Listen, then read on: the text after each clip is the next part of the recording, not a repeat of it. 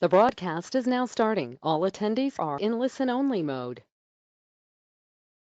Good morning, everyone. This is Michael Connor with the Early Learning Division, and welcome to our bi-weekly. I never know how that works. We got it every couple weeks for a while. We're having one today. That's what I know about. And who else from the ELDs here?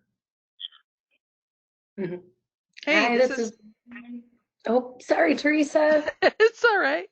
Hi, this is Teresa.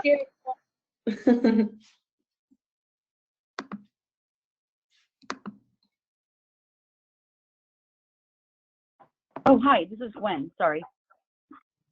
Good morning. And Lindsay's here too, and Donna's on the horn too from Harney. Yes, I'm here. Great. Well, we've got maybe a somewhat abbreviated agenda today. We wanted to make sure that we had a chance to check in with you about the public health emergency and how that's impacting your programs and various plans and efforts at the Early Learning Division. We also want to check in with you about the RFAs that are due on the 4th, report on a stakeholder engagement meeting that we had around salaries, and a couple of other things. So without further ado, then I see we've already got, well, Andy's here too. Hey, Andy, glad you're here. If it's okay, then I'll just invite Gwen to kick off the conversation around the public health emergency and the various efforts and issues going on. Gwen? Sure. Yeah, thanks, Michael. Yeah, not a lot of updates today, and I apologize. I have to hop off early today, just before 9:30 to join another meeting. So I'll just kind of exit quietly. And I think kind of where to start. So there hasn't, if you've been paying attention, there hasn't been a new executive order, as you know, from the governor, but the governor has held 2 press conferences recently, one yesterday and then another the week before, in regard to the last week. The emphasis was, or for us and the impact to us, would be the announcement that all of the K-12s would be closed through this school year. And I'm sure all of you are very aware of that.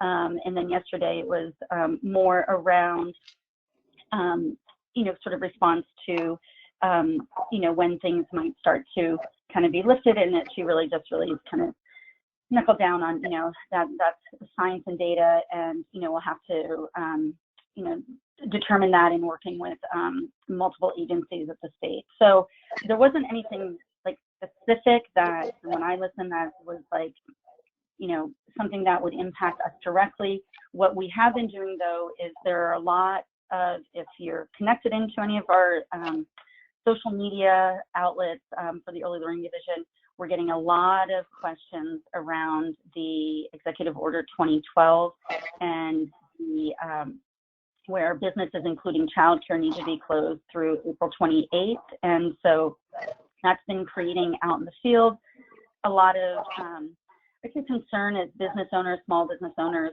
A lot of the sector, are kind of like, what does this mean? Will this be lifted? So we've been working with the governor's office to try to get more clarification around that, so that providers, can make plans for their business, whether they're in a closure right now due to COVID-19 or whether they are offering emergency childcare. So we're trying to get a little more language there, just to sort of specific to the field of childcare. So any questions on that? There hasn't been a lot. I'm trying, anything in the chat box there. The other piece, Lindsay, Michael, and I, we now meet with Region 10 on Mondays just to do a quick check-in. It's if we don't have any new news, then it's a really short meeting. But I'm assuming that all of you kind of worked it out, and that you've submitted your intent to offer summer school programming I was kind of curious, what the percentage was, if everyone had kind of applied who was eligible, or if it was, a smaller group of you. So nothing that we need to determine today, but just wanted to kind of, out of curiosity, know what you were able to kind of come up with and commit to for summer programming. And I think for me personally, I was just a little bit, didn't know how that might impact with the K-12 school closure, if that was impacting any of the timelines that you had anticipated for opening for your summer programming. But I have a feeling you've kind of worked that out, and it sounds like it was just an intent that you would be able to negotiate with the Office of Head Start for what your program model would look like, in the future, whether it's a 4, 6, 8, whatever your model is that you were offering. So that I think that was kind of it from what's happening internally. Unless, I don't know, Michael, Lindsay, did you want to talk about the weekly reports in the Smart Sheet before we move on to the next slide? I just noticed that Pam said she submitted for 600 children. That's cool. Wow, that's awesome. That's cool. That's cool. Lindsay, you want to speak to the weekly reports? Yeah, there's a link to the weekly reports talking about the services that you're able to provide. And in several slides, or a few slides, I have some data, and we'll talk about that. And then I'll have some questions, so I can get a little more into it a few slides later. And Darcy for 400 kids. Thank you, Lindsay. Wow.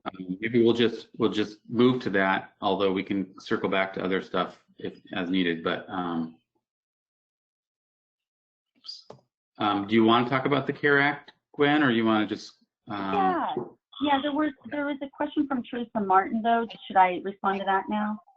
So is OPK then closed for the rest of the year? Summer programming for OPK only. A question. So thanks, Teresa. This is as your choice to be closed right now is every grantee's choice, right? And I know that the Office of Head Start, had made it pretty clear guidance for those that are federally funded to follow the state K-12 closures.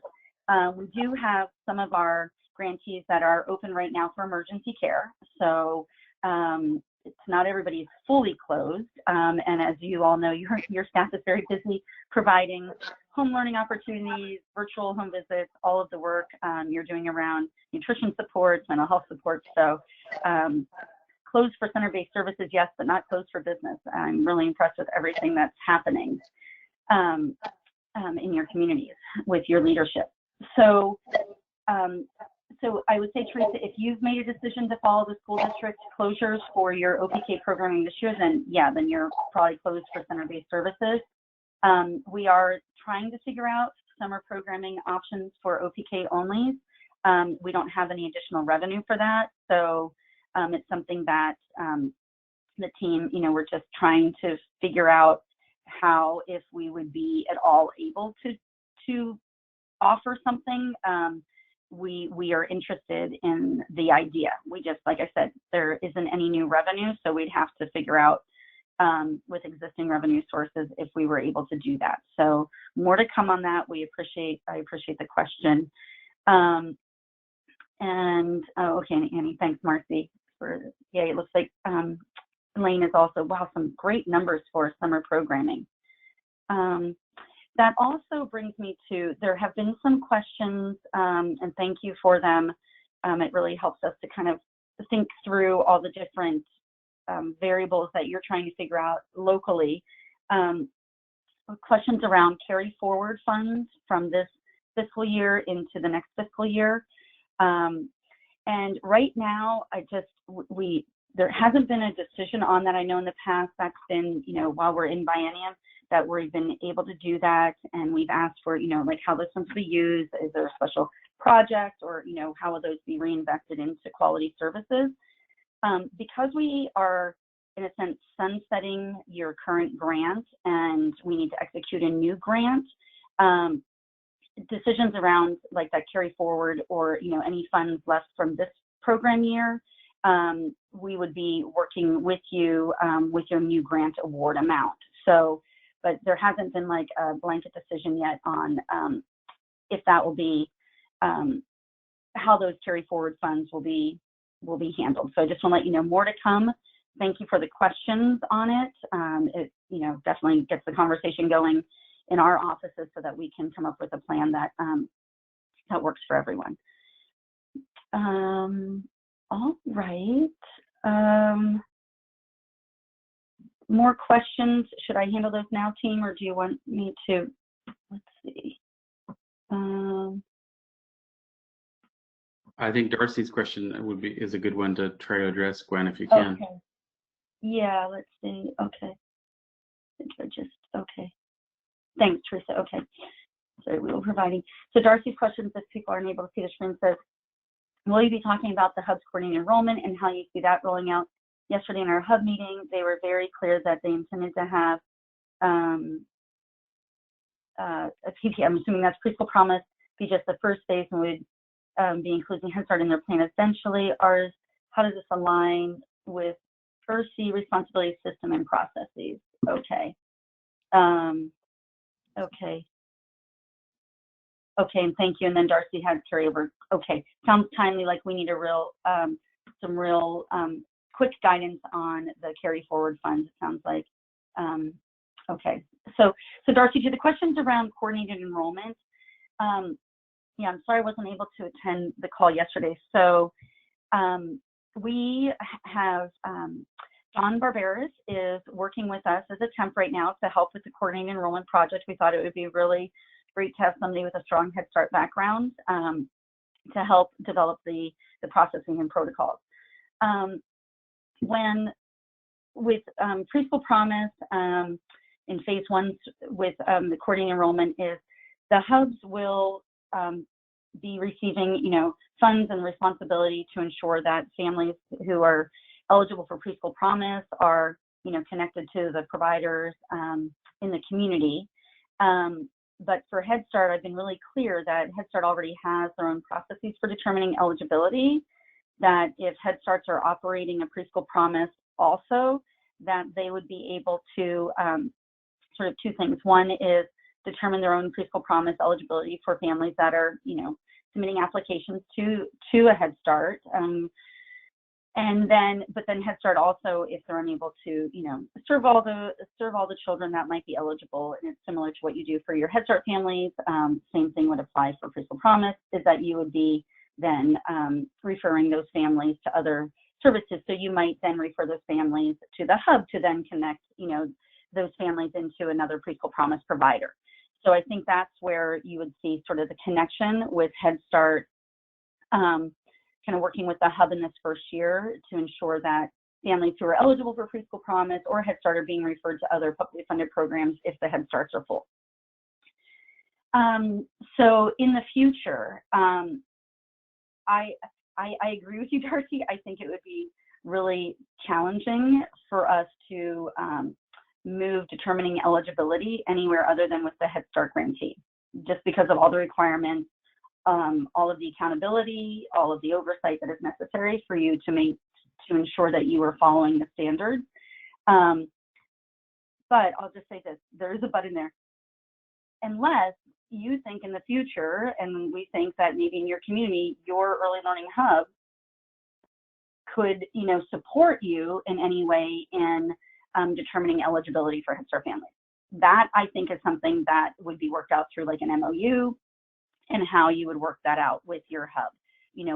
What documents would you be willing to accept if a family came first through the hub eligibility and then they were referred to a Head Start, and would the Head Start then have to go through the whole, all of the eligibility determination with that family, or would they be able to accept from a hub some of the determination that was already completed? And this is really in an effort to think about sort of reducing the burden to families as they're trying to find the right and most appropriate service for them. So I hope that answers it, Darcy, but I'll check back with the coordinated enrollment team and make sure our language is appropriate, so that's not feeling like something in the future has already been determined around Head Start eligibility.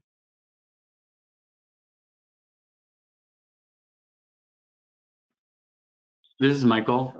Just one comment on that too. I think the way that the legislation shifted the role of the hubs has created, I think it's fair to say, some ambiguity around who's doing what. And I think my sense is from a lot of conversations that there's not always super clarity on everyone's part about what they're supposed to be doing. So I always try to give, people, I assume people have good intentions and good faith, and sometimes people are still figuring out what their role is today and what their role is going to be tomorrow.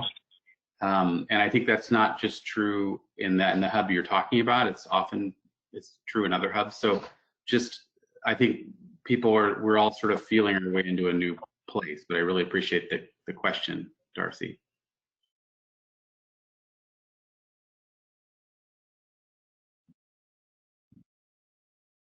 Okay, thanks, Darcy. Darcy indicated that it's at a to be determined for, yeah, that's around when the timeline for Head Start to be more maybe integrated into the coordinated enrollment. And I just, like I said, it was very intentional to bring someone with Head Start expertise into the work right now. And I meet with Dawn regularly to discuss, kind of the direction.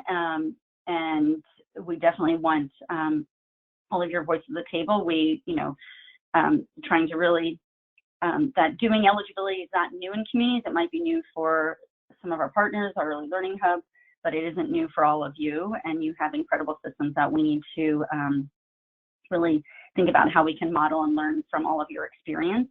And also make sure that what we're doing is not a siloed, like two siloed processes within community, that it's actually what the hubs are doing actually supports you in your work. So, all right. Other questions? Okay, it looks like we've got all the chat box answered. So I think, I'm just going to quickly with the CARES Act, whoops, I think we need the S at the end there for the CARES Act, so that's the stimulus, the S for stimulus, so typo there. But we went over this the last time with the Office of Head Start with the $750 million. For those of you who are intending to do summer programming, looks like a lot of you are in large numbers. That's exciting. And then the $250 million. So I think that you've been receiving a lot of IMs and PIs from the Office of Head Start and support from Region 10 on that. So unless you have any questions for us, but I think you're all pretty much at this point, and unless there's questions that you want us to field on that. But then in regard to the other funds that are coming into our state, it's the numbers have varied between 38.3 and 38.8 million. So I just put approximately 38 million to Oregon with the Child Care and Development Block Grant. These are funds that are going to be used to sort of stand up the child care sector and to really support the child care providers who have been providing emergency child care, and just really trying to stabilize the whole sector. So the ELD right now is working with DHS and the governor's office and the fiscal office to, we have a white paper with some ideas on how these funds can be used to stabilize the sector. More to come. It's not ready for prime time. It needs to, go through approvals, and we need to, like I said, we're working on making sure that we have all of the limitations in place so that these funds can be spent quickly. And when I say spent quickly, that they get into community quickly, because we know that there are a lot of providers right now that are really do not have stable funding, and so we're really trying to figure out how to, like I said, use these funds to stabilize where we know that providers are being really hit hard. So more to come on that. So are there any questions about that? Yeah, and I think by the next time we meet, there will be details, many details about that, and probably prior, because if far as timing, we are hoping to have the ability for providers to be able to apply for these funds. And you're gonna love this, right around the same time that all of our RFA applications are due. So it's going to be a little bit potentially confusing in the field. And if there's any, you know, we might have to lean into your leadership and really maybe, you know, you don't have a lot, some of you do have a lot of connection with other providers and some of you don't, but we'll make sure that you have clear information so that if you're asked any questions, or that, you know, if you're able to apply for any of the funds that are coming through the Child Care Block Grant, you know, that you're aware of that as well. So more to come on that. I think the only other piece that I wanted to give an update on is, you know, as appropriate, a lot of our energies and your energies have been focused on really supporting, you know, families and community in response to COVID-19. And just this week, our team, we started to kind of dust off some of the work that we were really focused on prior to the health emergency, and that was kind of getting back into the RFAs and getting ourselves set up for reviewing all the applications. So I just wanted to give you a quick update on that. I think with our OPK RFA, I just really want to, I know Michael and Lindsay met with some of you to talk about implementation of the salary guidelines, but if you have other questions or stumbling blocks that are sort of, you know, barriers to getting your application in, please reach out to Lindsay and Michael as quickly as possible. And because we really need all of you to cross that finish line, and we want you to feel really confident and strong about your application. And then with Preschool Promise, Dame, I know some of you are intending to apply for Preschool Promise. Please, if you have any questions about that application, you can reach out again. Michael and Lindsay are very familiar with that application as well as Dana Young and Andy. So please reach out, but go through Michael and Lindsay first, and then they can direct you to someone else if that's a question that they're unable to answer. But we really do want to provide any support to get, like I said, to get across the finish line. For Preschool Promise, we have at this point 270 applications started in the system, but not many of those have hit the submit button and fully completed. And so we know that, you know, extended the deadline, and then people with their own businesses or with their own families, you know, they were managing the crisis, right? Either with their business, like I said, or within their own family setting. And but now we're needing them to focus on crossing that finish line. And so we'll be actually reaching out to all Preschool Promise applicants and giving them a phone call and seeing what supports they need at this time to complete their application. The CCRNRs have done an amazing job of really supporting providers, and then the ELD tasked the CCRNRs with a lot of work, though, in response to COVID-19. So we're really going to be asking the CCRNRs to see what they can do, again, during this time to support providers in finishing up those applications. And, you know, it was, as you can imagine, they were opening up computer labs and other things, and some providers were dependent upon libraries for the internet. So there's a lot of barriers right now that weren't there before for our providers. I think that, any questions about that? Just pause. No new questions.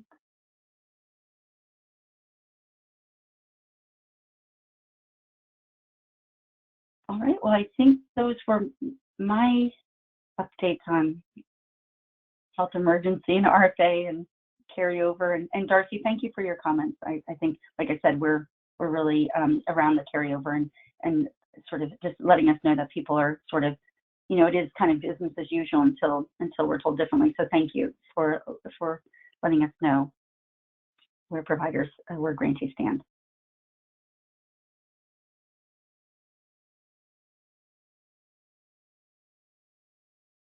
All right, well, take it away, team. I'm not sure who's up next.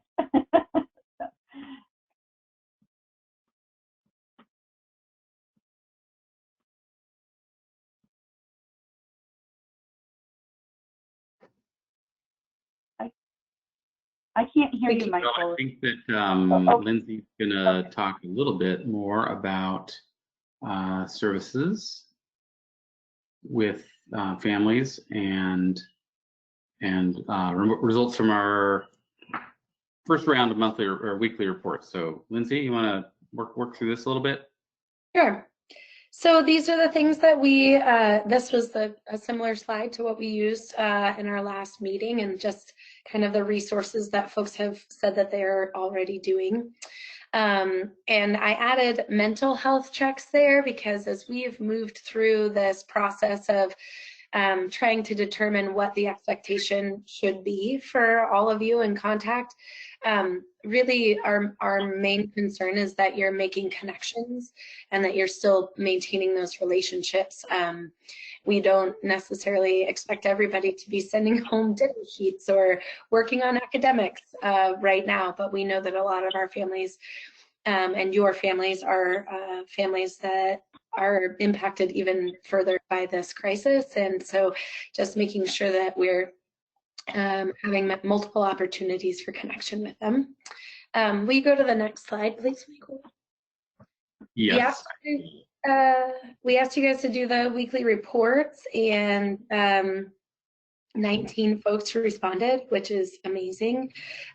We set it up just for the OPK onlys, and many of you engaged with it on your own, which is really lovely and wonderful. And I think it's giving us a lot of really good information. So this is the data from it. We had 19 submissions. All 19 submissions reported having contact and multiple contacts with families. 14 of the programs say that they're using a meeting space or Facebook for sending out videos or having kind of a classroom connection space. 11 said that they were providing nutritional services, and 12 said that they were providing health and mental health services. So that's obviously, we know that a lot of you are doing a lot of great work, and that we don't have all of the information because there's, programs that weren't able to submit.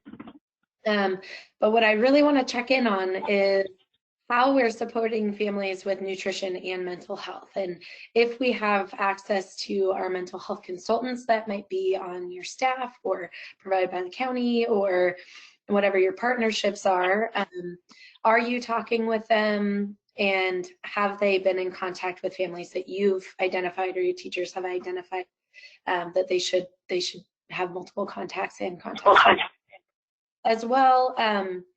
I know that our early childhood special education folks are being tasked with contacting families.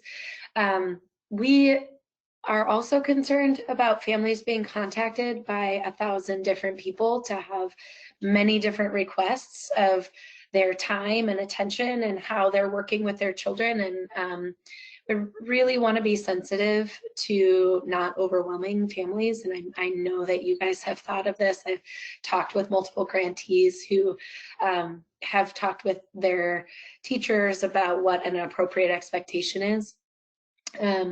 So it would be, I think, really great for you all to reach out to your special education providers and make sure that you can work together on how many times you're contacting families, what the expectations are that you're putting on families, and just make sure that they're appropriate and taking into consideration what the family's needs are.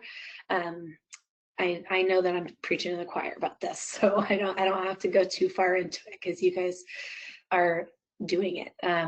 I think my biggest question is about nutritional services and if folks are able to access provisions made by CACFP for getting meals that would be provided or could be provided, like brown bag lunch meals, those sort of things. I'm really hoping that you guys are in contact with your school district if you're not able to provide those nutritional services, that you're connecting families to those nutritional services.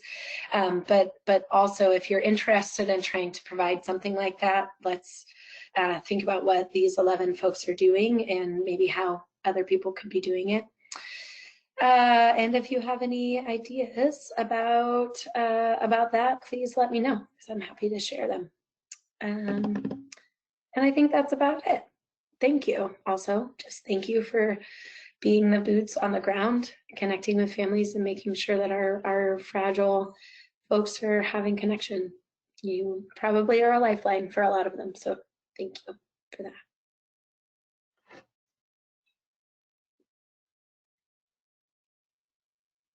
Cool, cool, cool.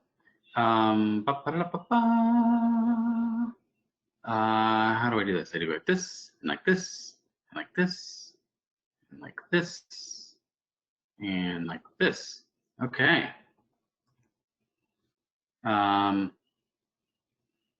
So let's talk a little bit about our meeting yesterday, or whenever that was, a long time ago, Monday, with stakeholder engagement folks. We just wanted to start by saying we recognize that you all are wrestling with some challenging impacts to the legislation. The legislation says lead and assistant teachers should be making, to the extent practicable, salaries that are comparable to what teachers make in the public schools. Kindergarten lead and assistant teachers make in the public schools, and they provided some money to implement that. It doesn't say that everyone should make professional wage salaries. It doesn't say this is enough money to ensure that supervisors will make more than the people they're supervising. It says, here's some money to implement improvements in salaries for lead and assistant teachers and transportation, if that would help. So the Early Learning Council then asked us the technical question, well, what is it that lead and assistant teachers make in kindergarten? And those are the targets, the averages for the field. Targets are not the ceiling, targets are the middle. So the target is really where the average for our folks should be if we have enough money. Those targets represent average salaries for kindergarten and lead and assistant teachers. And because they're averages, almost by definition, half of kindergarten teachers make more than the target that we have established. It's not quite true because of weighting and blah, blah, blah, but yeah. So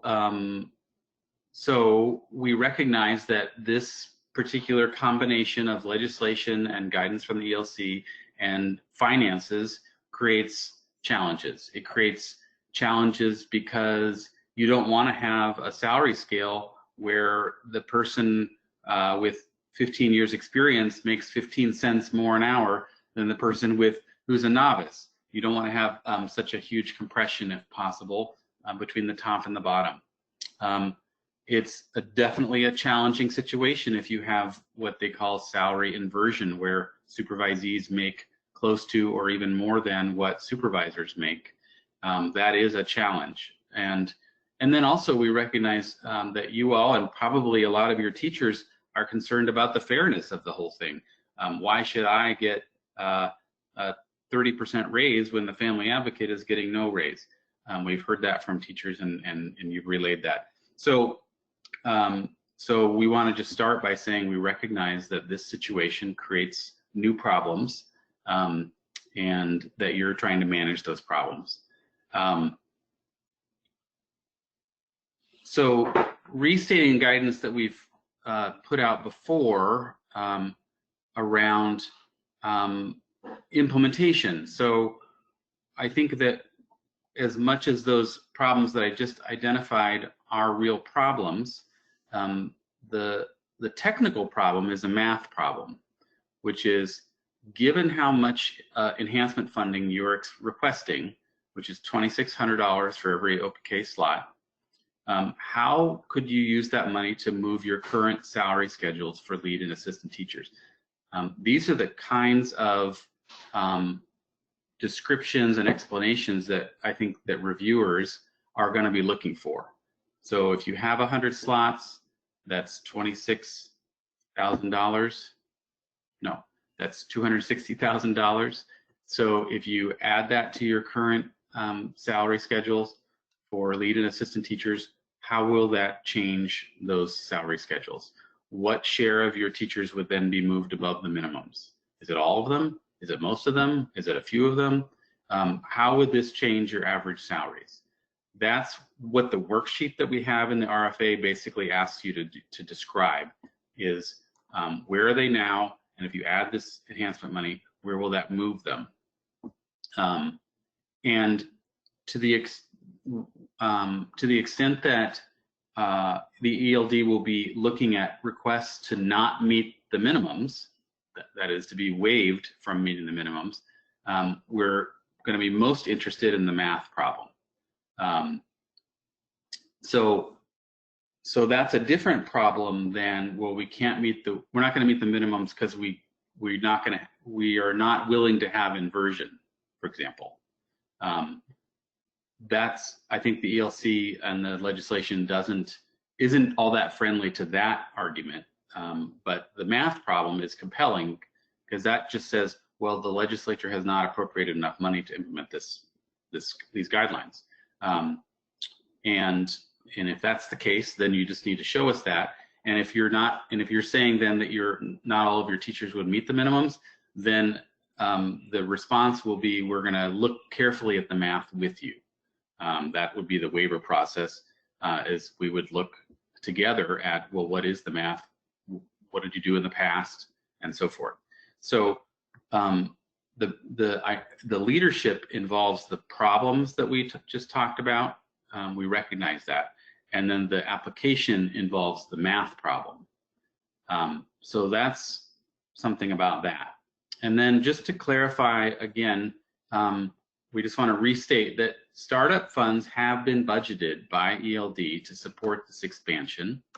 That startup funds to get a classroom going or get a site up to snuff for providing services, there is a budget for that. And what we're asking you to do in your application is to that your application should reflect your plans, to be transparent about we need to open 4 classrooms. We think that's going to cost between $15,000 and $20,000 a piece. I don't know what your math is, but that's probably a fair guess. And we need to do an upgrade on the playground, which is going to cost another $25,000. And that should be reflected in your description in your application. Those are not to come out of your enhancement funds. So you're not taking those off the top of your salary and transportation enhancement funds. You're describing in your application what it would take to expand as you're proposing to expand. So I just want to pause there around any of that and see if that's helpful or enervating or exciting or some other cool thing that I haven't thought about.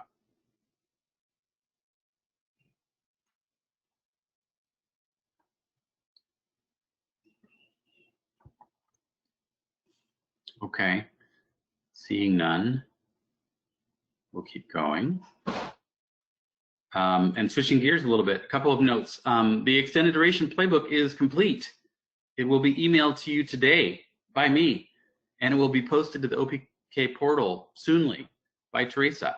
So that's cool. It looks really good. There's great graphics. I hope it's a really good tool as you're completing applications and thinking about implementation.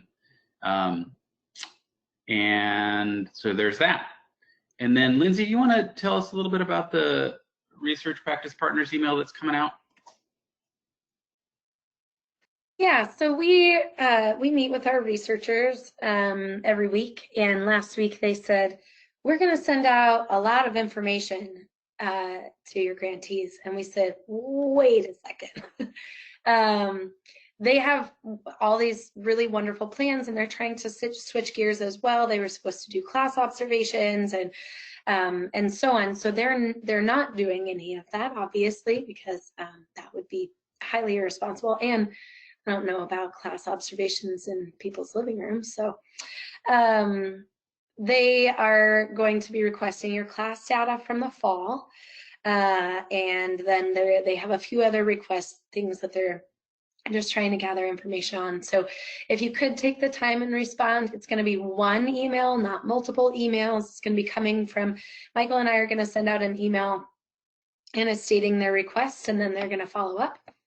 And yeah, just please give it some time and attention so that we can gather that data. We have quite a bit of requests being made to us from our funders and partners, from the ounce and from other folks. So the more that we can gather from you, that would be great. And if you have an ed manager that has a little bit of time in the meantime, and you can send those things over before applications are due.